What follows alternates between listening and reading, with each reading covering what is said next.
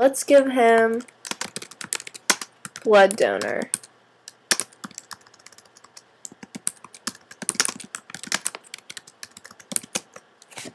So now he's just intrigued. So that brings your mood back down.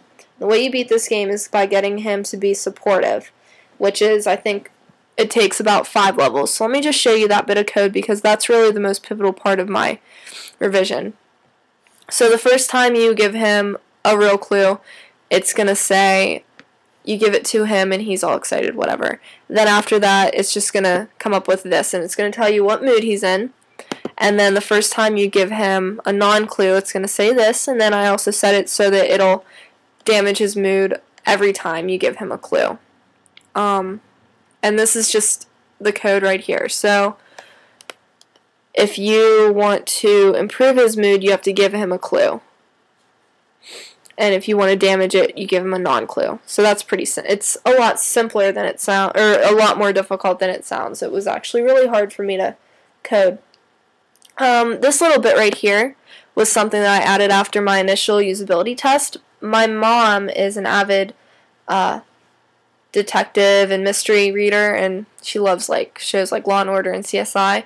And whenever she was trying to take some objects, she typed bag knife, and it didn't understand, and she was very frustrated because she said, why would you just pick up a piece of evidence, because that's going to contaminate it. Everybody knows you bag it. So I created this. So if you have an object, let's go upstairs, because that's the other thing. Once you give him the email, you're allowed to go upstairs. So let's go west into, no. Well, yeah, this will work. Let's bag the vacuum. Or not. Let's bag baseball bat. So it'll take it, which is basically all you have to do. The last bit of code that I really want to show you is the dressers. I've mentioned these before, but they're really one of my most successful bits of code in this game. So let's go. We're in the red room, and you can see a big bed and a dresser here. So if you try to take the dresser, it's going to say it's too heavy to lift. If you try to open dresser, it's going to say, what are you trying to open? Because people were just giving up. Because I would say, if they would say open dresser, it would say it can't be opened, and then they wouldn't think open drawer. Well, one person did, but that was kind of a fluke. So now you have to open a drawer. And it gives you 3 options. So let's open the top. And let me find that code so I can explain it as I'm going. I found this code on the documentation, so I really didn't make it up myself, but it was really hard to get it to work for my game also because of the way that I have mine set up. So there's a lot of code that goes into it. It doesn't matter which drawer you open first. It's still going to say the same thing. So if I undo and I open bottom drawer, it's still going to say that the drawer glides open and it's full of undergarments. So it doesn't matter. So let's open the middle drawer.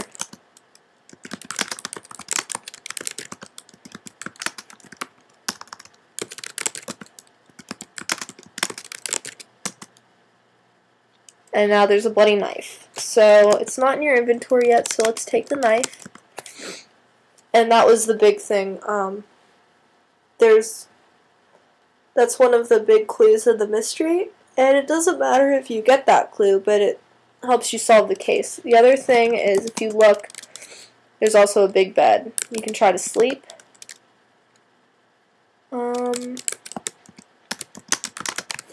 it's not going to let you. But you can look under the bed. That's something that I took from 905, which is one of the interactive fiction games Dr. Jers has had us play through before. I just wanted to give it a little bit more of a fun game. So let's open the shoebox. And I'm just trying to get it so that you can see the end result whenever you win the game. Okay. Let's go west and down. And let's check your inventory. So you have a couple clues in here. Let's give the knife and give, so now he's excited again. Let's give the handgun. And he's determined. And what about the bat? Oh look, you won the game. So, like I said, you only need to actually find about 5 clues. But in order for you to do that, it takes some exploring. The only other thing that I implemented was, initially, I had it set up so that after 60 turns you would lose. Well, as you can see from here, just by me running through the game, I played through 63 turns. So I changed it to 100, and in my description it just says that you have 24 hours, which is it's like a rounded off number just to add some suspense. It never really tells you that you'll die, but that's the end result. If you don't beat the game by a certain amount of time, the house blows up. But that's all for this game. I hope you enjoyed my screencast. Alright.